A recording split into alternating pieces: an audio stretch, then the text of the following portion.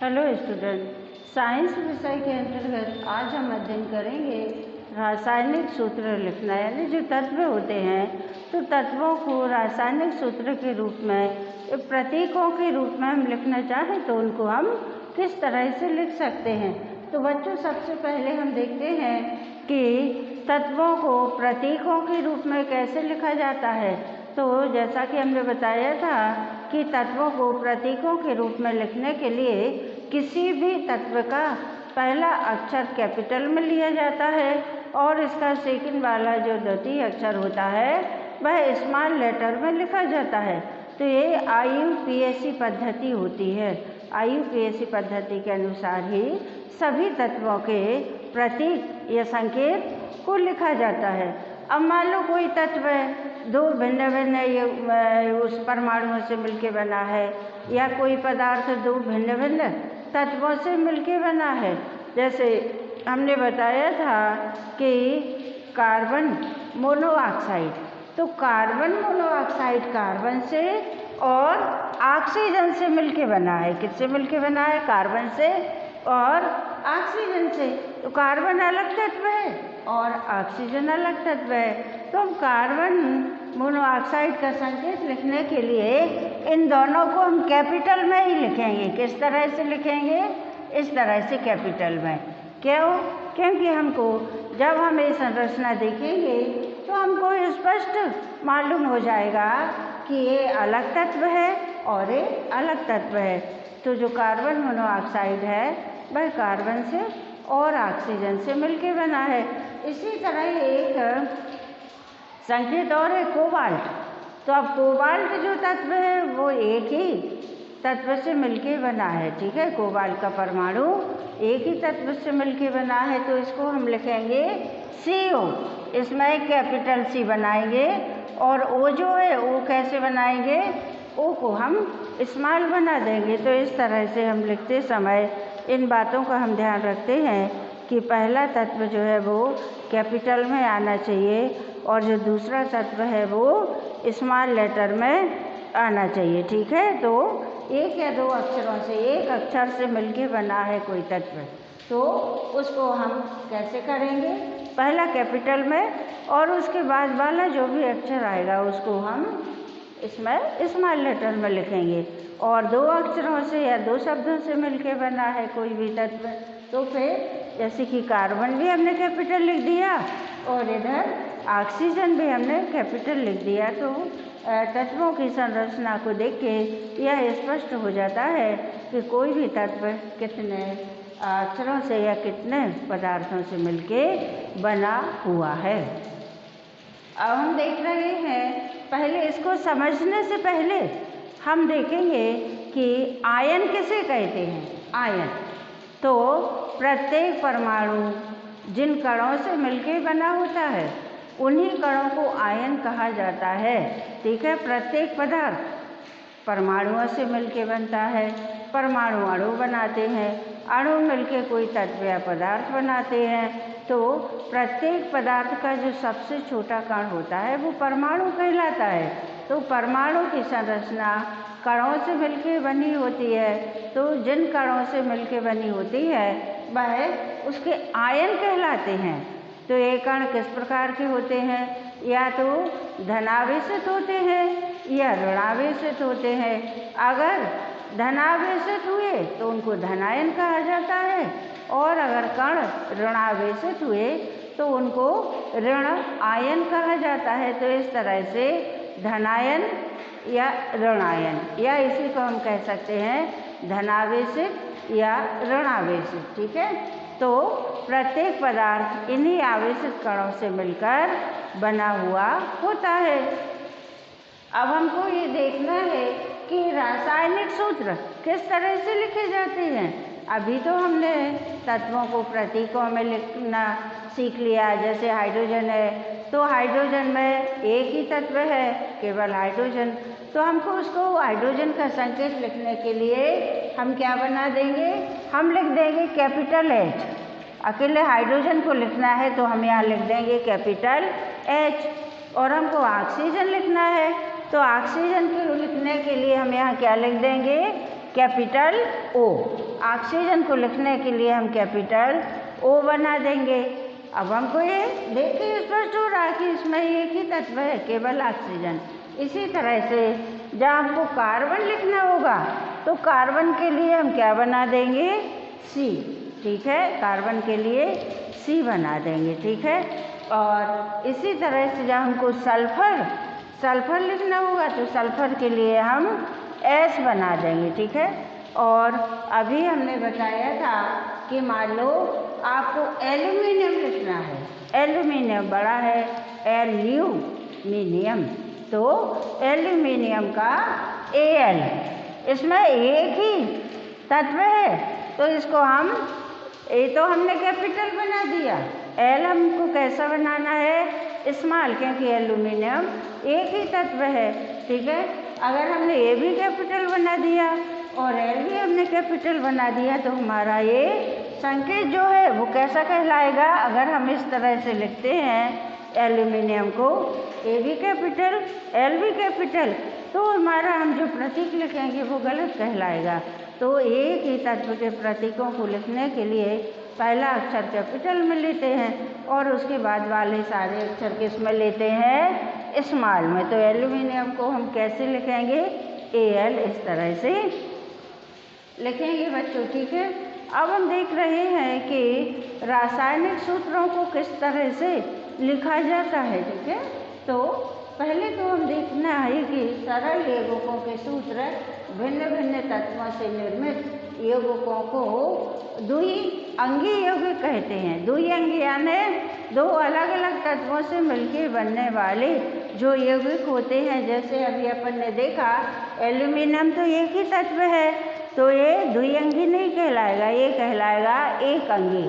और इस तरह से कार्बन मोनोऑक्साइड CO, ये देखो, तो ये कार्बन और ऑक्सीजन से मिलकर बना है, इसको हम कहेंगे द्विअंगी, ठीक है। तो जिसमें दो अलग अलग तत्व होते हैं उनको क्या बोला जाता है, उनको द्विअंगी कहा जाता है। जैसे कुछ एग्जाम्पल हमने यहाँ लिखे हुए हैं, ठीक है। तो बच्चों हम देख रहे हैं कि NaCl, सोडियम क्लोराइड या जिसको हम लवण बोलते हैं, तो सोडियम क्लोराइड किस किस से मिलके बना है, Na धनायन और क्लोराइड Cl का ऋण आयन। तो आपस में धन आयन और ऋण आयन की मैत्री हो जाती है, यानी जब भी तत्व क्रिया करते हैं तो धन आयन ऋण आयन से क्रिया करके एक संपूर्ण तत्व बना लेता है, किसी लवण का या किसी यौगिक का या तत्व का निर्माण वो कर लेता है। तो यहाँ देखो सोडियम धन आयन है और इसने क्लोराइड Cl के ऋण आयन से मैत्री करके एक मजबूत बंध बन जाता है, किसका, सोडियम क्लोराइड NaCl, यानी हमारा जो खाने वाला नमक है उसका। तो इस तरह से, इसी तरह से आप देख सकते हो H2 हाइड्रोजन और ऑक्सीजन, तो इनको द्विअंगी हम कहेंगे। क्यों? क्योंकि जल जो है हाइड्रोजन और ऑक्सीजन से मिलके बना है। इसी तरह से सोडियम क्लोराइड है, सोडियम से और क्लोराइड से मिलके बना है। इसी तरह से आगे हम देखेंगे, ये लिखा हुआ है KCl यानी पोटेशियम क्लोराइड, तो KCl भी पोटेशियम से और क्लोराइड से मिलके बना हुआ है। तो बच्चों इस तरह से इनकी संरचना को देखकर हम यह अनुमान लगा सकते हैं कि कोई भी पदार्थ एक तत्व से मिलके बना है या दो तत्वों से मिलके बना हुआ है, ठीक है। तो sodium chloride, hydrogen oxygen, potassium chloride, तो इन्हीं तत्वों को या पदार्थों को द्विअंगी यानी दो अलग अलग तत्वों से मिलके बनने वाला पदार्थ, उसको द्विअंगी यौगिक कहा जाता है। यौगिक किसे कहा जाता है? यौगिक दो या दो से अधिक तत्व जब आपस में स्थिर अनुपात यानी उनका अनुपात कैसा होता है, अनुपात निश्चित होता है। तो जब दो या दो से अधिक तत्व स्थिर अनुपात में क्रिया करते हैं तो उसे क्या कहा जाता है, यौगिक कहा जाता है।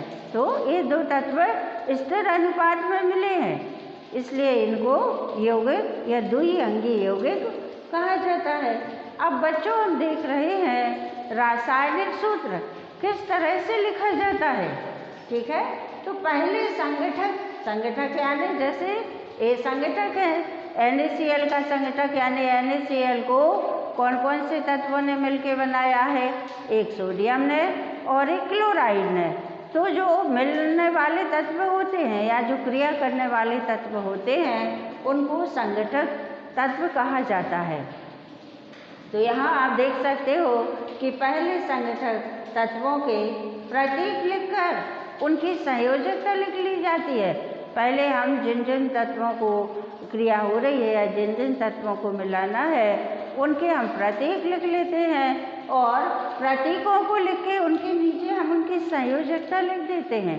ठीक है, और फिर आपस में क्या कर लेते हैं, उनकी संयोजकता को, एक तत्व की संयोजकता को दूसरे तत्व की संयोजकता से मिला देते हैं, क्रॉस करा देते हैं। ठीक है, तो रासायनिक सूत्र किस प्रकार लिखे जाते हैं, पहले हमें संगठक तत्वों के प्रतीक चिन्ह लिखना होते हैं, प्रतीक चिन्ह के ठीक नीचे उनकी संयोजकता लिखनी होती है और जब हम 2 या 3 तत्व जिन जिन को मिलाना है उनके प्रतीक लिख लेते हैं, उनकी संयोजकता लिख लेते हैं, फिर उनको आपस में क्रॉस करा दिया जाता है। ठीक है, यानी एक तत्व की संयोजकता को दूसरे तत्व से और दूसरे तत्व की संयोजकता को पहले तत्व से मिला दिया जाता है। तो इस तरह से मिलाने से वह तत्व का रासायनिक सूत्र हम लिख पाते हैं। ठीक है, अब मैं आपको बता दूं कि संयोजकता किसे कहा जाता है।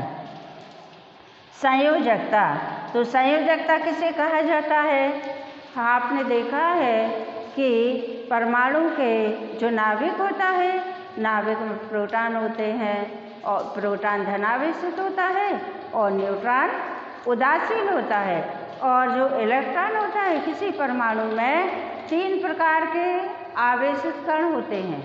ठीक है, इलेक्ट्रॉन प्रोटॉन पर धनावेश होता है, न्यूट्रॉन उदासीन होता है यानी किसी तरह का आवेश नहीं होता है, और जो इलेक्ट्रॉन होता है इलेक्ट्रॉन ऋणावेशित होता है।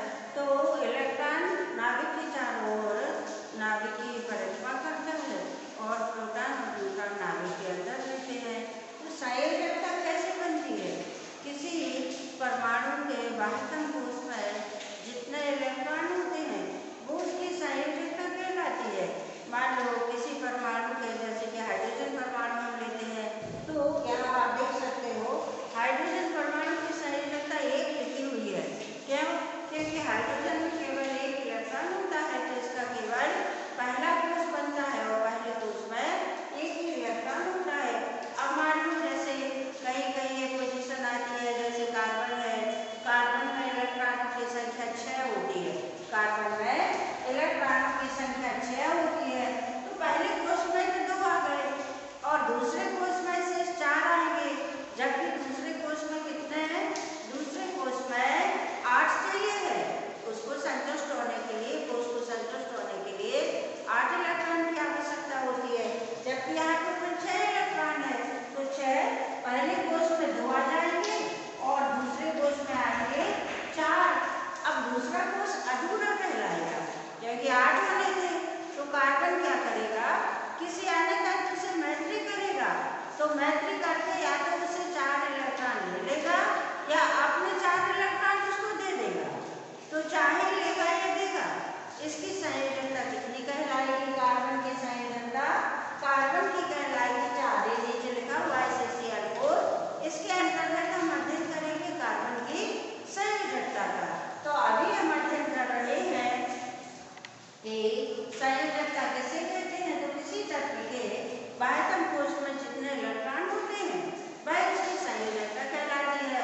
अष्टक पूरा करने के लिए कोई तत्व अन्य तत्व से या तो इलेक्ट्रॉन ले लेता है या कम होते हैं तो अपने इलेक्ट्रॉन को त्याग देता है, तो त्यागे गए इलेक्ट्रॉन भी उसकी संयोजकता कहलाती है। ठीक है, तो पहला एग्जाम्पल दिया हुआ है HCl हाइड्रोजन क्लोराइड। ठीक है, तो HCl या हाइड्रोजन क्लोराइड को हम प्रतीक के रूप में या रासायनिक सूत्र के रूप में हम किस तरह से लिखेंगे, तो बच्चों जैसा कि हमने बताया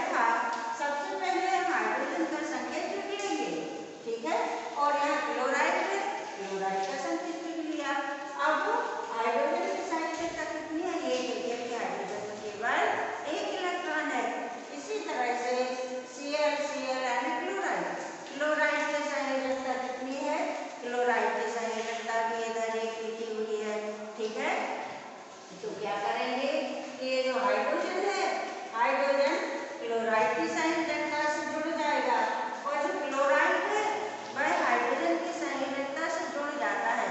तो ऐसा होने से इनका जो बंध बनता है वह काफी मजबूत बनता है। इनका जो बंध है वह काफी कैसा बनता है, मजबूत बनता है।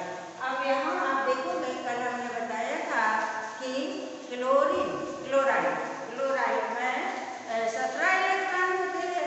पहले कोष में 2 बार गए, संतुष्ट हो गए, दूसरे कोष में 8 आ गए, संतुष्ट हो गए। अब शेष कितने बचे? 7 इलेक्ट्रॉन। तो 7 इलेक्ट्रॉन इसमें है। कल हमने NaCl की संरचना देखी थी, NaCl की संरचना देखी थी। तो हमने देखा था कि क्लोराइड सोडियम से और मैग्नीशियम से एक इलेक्ट्रॉन ले रहा है। 7 तो उसके तीसरे कोष में है। अब उसको कोष पूरा करने के लिए 1 इलेक्ट्रॉन चाहिए। तो यहाँ सोडियम है, क्लोराइड है सोडियम से या मैग्नीशियम से 1 इलेक्ट्रॉन लिया। तो जितने इलेक्ट्रॉन लेते हैं देते हैं। मान लो क्लोराइड आपने 7 इलेक्ट्रॉन देता, लेकिन इलेक्ट्रॉन ज़्यादा होते हैं तो नहीं क्या आते, कम होता है। जैसे क्लोराइड के बाह्य कोष में 1 आध इलेक्ट्रॉन होता है, जैसे कि सोडियम के बाह्य कोष में सोडियम की इलेक्ट्रॉनिक संख्या है 11। तो 11 में पहले कोष में 2, दूसरे में 8, तीसरे कोष में 1। तो सोडियम ने आसानी से 1 इलेक्ट्रॉन इसको दे दिया क्लोराइड को। तो क्लोराइड को यहाँ 7 के बाह्य कोष में 8 हो गए, क्लोराइड संतुष्ट हो गया और उधर सोडियम अपना 1 छोड़ के संतुष्ट हो गया। तो इस तरह से यहाँ हमने क्लोराइड की संयोजकता 1 लिखी हुई है, क्योंकि 1 इलेक्ट्रॉन इसने सोडियम से या मैग्नीशियम से लिया है। ठीक है, तो जितने इलेक्ट्रॉन लेता है कोई तत्व दूसरे तत्व से, जितने इलेक्ट्रॉन लेता है या जितने उसको देता है वो उसकी संयोजकता कहलाती है। ठीक है, तो हम देखते हैं कि क्लोराइड की संयोजकता 1 है और यहाँ हाइड्रोजन की भी संयोजकता कितनी है? 1 है। तो ये दोनों तत्व क्या करेंगे? हाइड्रोजन इसकी संयोजकता सिमेट्रिकल लेता है, जुड़ जाता है, और जो क्लोराइड है वो हाइड्रोजन की। अब यहाँ तो दोनों की संयोजकता समान है।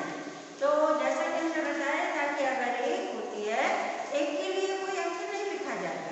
ठीक है, जैसे यहाँ NaCl, Na का भी 1 है, Cl का भी 1 है, सीधा NaCl लिख दिया। या पोटेशियम की ले लो तो इन दोनों की 1 है, तो सीधा लिख दिया। तो इस तरह से इसकी संरचना H2O है तो H की तो 1 है, लेकिन वो भी कितनी है?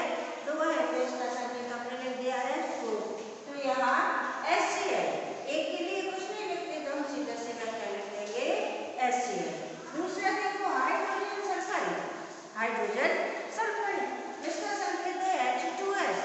तो यहाँ देखो हमने हाइड्रोजन का H लिख दिया और सल्फाइड का S लिख दिया। पहले हमने संकेत या प्रतीक लिख दिए, फिर हाइड्रोजन की संयोजकता तो आपको सबको याद ही हो गई होगी कि केवल 1 होती है, क्योंकि हाइड्रोजन में केवल 1 इलेक्ट्रॉन होता है। तो हाइड्रोजन की संयोजकता 1 लिख दी, इधर सल्फाइड की संयोजकता हमने 2 लिख दी और दोनों को एक दूसरे से क्या करा दिया? दोनों को हमने क्रॉस करा दिया। तो क्रॉस कराने से देखो हाइड्रोजन किसकी संयोजकता से जुड़ गया? सल्फर की संयोजकता 2। तो जब हम इनके रासायनिक सूत्र लिखेंगे तब हमको ये बात ध्यान देनी है कि कहीं ऐसा न हो हम इसकी संयोजकता इसी के साथ लिखना है, इसके साथ लिखना है। अगर हम ऐसा करते हैं तो हमारा रासायनिक सूत्र बिल्कुल गलत माना जाएगा। तो हम किस तरह से लिखेंगे? पहले लिखेंगे पहले वाले जो सबसे आगे लिखा है, पहले उस प्रतीक को लिखना के लिए हम सबसे पहले यहाँ से शुरुआत की जाती है। तो H के सामने हम क्या लिख देंगे? 2। यहाँ इस तरह से लिख देंगे H और H के आगे हम लिख देंगे 2, क्योंकि H है इसकी सल्फर की संयोजकता सिमेट्रिक की है या सल्फर के की संयोजकता से जुड़ा है। और जो सल्फर है हाइड्रोजन की संयोजकता तो 1 है, तो 1 के लिए हम कुछ नहीं लिखेंगे। तो हाइड्रोजन सल्फाइड का सूत्र क्या हो जाएगा बच्चों? H2S। ठीक है, तो इस तरह से ये रासायनिक सूत्र लिखना बहुत ही आसान है। इनको हम एक दूसरे बना के देखेंगे, कुछ तत्वों की हम संयोजकताएं याद कर लेंगे तो हमको बहुत ही आसानी से इनके रासायनिक सूत्रों को लिखना हमको आ जाएगा।